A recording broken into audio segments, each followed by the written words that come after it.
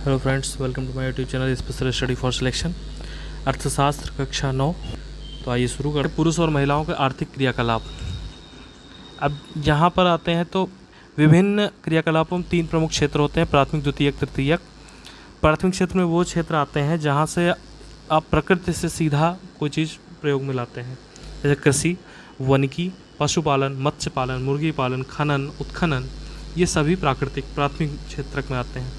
द्वितीयक क्षेत्र में आए हुए विनिर्माण, मतलब आप उसको मैन्युफैक्चर करते हैं, मतलब उसमें कुछ परिवर्तन करते हैं। तृतीयक में आते हैं व्यापार, परिवहन, संचार, बैंकिंग, बीमा, शिक्षा, स्वास्थ्य, पर्यटन सेवाएं, यानी सभी प्रकार की सेवाएं। तब ये सभी जो है किस में आते हैं? तृतीयक में। जिसके इन क्रियाकलापों क्रियाकलापों के फलस्वरूप वस्तुओं और सेवाओं का उत्पादन होता है। ये क्रियाकलाप राष्ट्रीय आय में मूल्यवर्धन करते हैं। ये क्रियाएं आर्थिक क्रियाएं कहलाती हैं।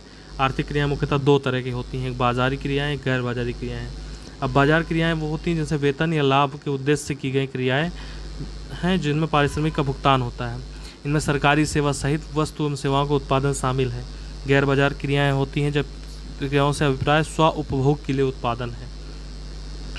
इनमें प्राथमिक उत्पादों का उपयोग, उपभोग एवं प्रसंस्करण तथा अचल संपत्तियों का स्वलेखा उत्पादन भी शामिल है। ऐतिहासिक एवं सांस्कृतिक कारणों से परिवार में महिलाओं और पुरुषों का श्रम विभाजन होता है।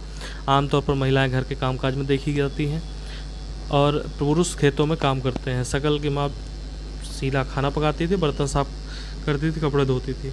इसके लिए उनको तान नहीं किया जाता था। बूढ़ा धन कमाता था, परिवार पालन पोषण करता था। परिवार को दी गई सेवाओं के बदले महिलाओं को कोई भुगतान नहीं करना पड़ता, इसलिए इन सेवाओं को राष्ट्रीय आय में नहीं जोड़ा जाता। बहुत इंपॉर्टेंट क्वेश्चन है, इसमें पिक हो जाता है। नेक्स्ट है कि विलास की मछली बेचकर आय कमाती थी तो सेवाओं भुगतान करती थी। जब महिलाएं श्रम बाजार में प्रवेश करती हैं तो उनके पुरुष सहयोगी की तरह ही उनकी आय शिक्षा कौशल के आधार पर निर्धारित की जाती है। शिक्षा व्यक्ति के उपलब्ध अधिक आर्थिक अवसरों के बेहतर उपयोग में सहायता करती है। शिक्षा और कौशल बाजार में किसी व्यक्ति की आय का प्रमुख निर्धारक है। ये उसी तरह है जैसे आप कहीं किसी जॉब के लिए अप्लाई करते हैं तो उसमें सीधे लिखा रहता है कि आप इस अर्हता के हैं तभी आप इसमें अप्लाई कर सकते हैं। शिक्षा पहले देखते हैं, फिर आप एक एग्ज़ाम लेते हैं तो कौशल चेक करते हैं, फिर आपको आगे भेजते हैं। अधिकांश महिलाओं के पास बहुत कम शिक्षा और निम्न कौशल स्तर है। ये एक बेसिक आइडियोलॉजी है, वक्त के साथ धीरे धीरे चीज़ें बदल रही हैं। पुरुषों की अपेक्षा महिलाओं को कम पारिश्रमिक दिया जाता है। हाँ, ये होता है। कुछ चीज़ें और भी हैं वहाँ पे सुरक्षित नहीं होती, कहाँ कानूनी सुरक्षा का अभाव होता है। अनियमित रोजगार एवं निम्न आय के क्षेत्र में क्षेत्र की विशेषताएं हैं तथा इनके साथ साथ उन्हें प्रसूति अवकाश, शिशु देखभाल अवकाश, अन्य सामाजिक सुरक्षा तंत्र जैसी सुविधाएं उपलब्ध नहीं होती हैं। उच्च शिक्षा, उच्च कौशल वाली महिलाओं को पुरुष के बराबर वेतन मिलता है।